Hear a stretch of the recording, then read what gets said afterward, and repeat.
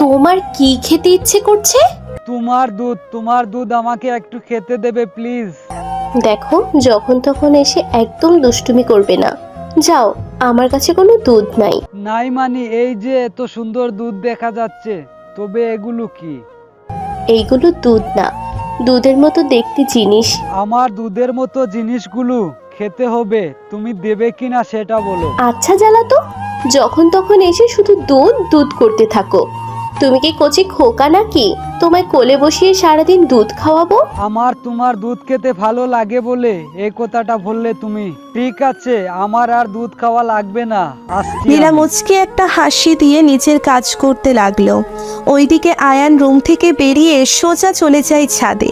নীলার কাছে একটু দুধ খেতে চেয়েও না পেয়ে অভিমানী হয়ে দাঁড়িয়ে আছে আয়ান। মুডটাই খারাপ হয়ে গেছে আয়ানের।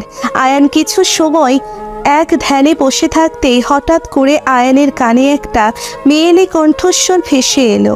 আয়ান এদিক ওদিক তাকাতেই দেখতে পায় পাশের বাড়ির ভাবি ছাদে এসে কাপড় শুকাচ্ছে। উনি আয়ানকে ডাকছেন। আয়ান তার দিকে খানিকটা এগিয়ে এসে বলল, তনু ভাবি, আপনি কি আমাকে ডাকছিলেন?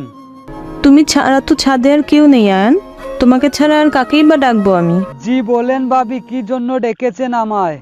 না, দেখলাম তুমি মুড অফ করে দাঁড়িয়ে আছো, তাই ডাকলাম। কোনো সমস্যা হয়েছে কি?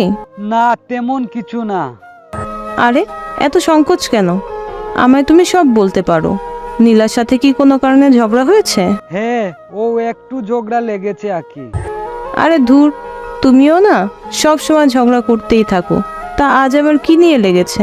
ভাবি, আপনিও এই কথাটা বলতে পারলেন।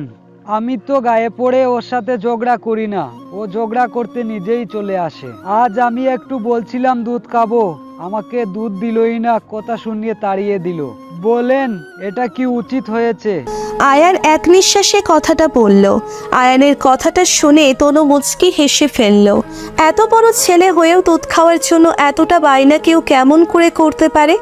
তনু আয়ানের দিকে দৃষ্টিপাত করল। আয়ান অন্যদিকে মুখ করে দাঁড়িয়ে আছে। তনু একটু অন্য রকম ভাবে আয়ানকে উদ্দেশ্য করেই বলতে লাগলো, তোমার যখন এতই দুধ খেতে ইচ্ছা করছে, তখন আমার বাড়ি চলে আসতে আয়ান, আমি তোমায় মন ভরে দুধ খাওয়াতাম। তনুর কণ্ঠস্বরটা শুনে আয়ান একটু অবাক হয়ে যায়। তনু হঠাৎ করে এমনভাবে কথা কেন বলছে কিছু বুঝতে পারল না আয়ান। আয়ান তনুর চোখের দিকে তাকাতেই আরো চমকে গেল। তনুর চোখ জোড়া এক অদ্ভুত নেশায় আসক্ত হয়ে আছে। আয়ানকে অবাক হয়ে তাকিয়ে থাকতে দেখে তনু আবারও বলতে লাগলো, কি হলো আয়ান, এমনভাবে তাকিয়ে আছো কেন? বলো না, আমার বাড়ি এসে তুমি আমার হাতে দুধ খাবে তো? না ভাবি, আপনি ছাড়া আপনার বাড়িতে তো কেউ নেই, ভাইয়া তাকে বিদেশে। আমি আপনার বাড়িতে প্রবেশ করলে অনেক কিছু। আরে ধুর, কেউ কিচ্ছু মনে করবে না। তোমার ভাইয়া নেই বলেই তো ভালো করে তোমায় দুধ খাওয়াতে পারবো, একদম ছোট্ট বাচ্চার মতো করে। আসবে তো তুমি? তনুর কথা শুনে আয়ান একটু একটু আঁচ করতে পারছে যে সে কি বোঝাতে চাইছে। আয়ান ভাবছে মুখের উপর না করে দিলে হয়তো উনি মাইন্ড করতে পারে, তাই আয়ান হ্যাঁ সূচক মাথা নাড়ল।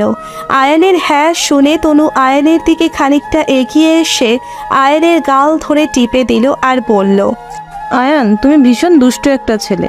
আমি তো এত বছর তোমার সন্ধানেই ছিলাম। একদম লজ্জা পাবে না, চলে আসবে আমার কাছে। আসছি এখন।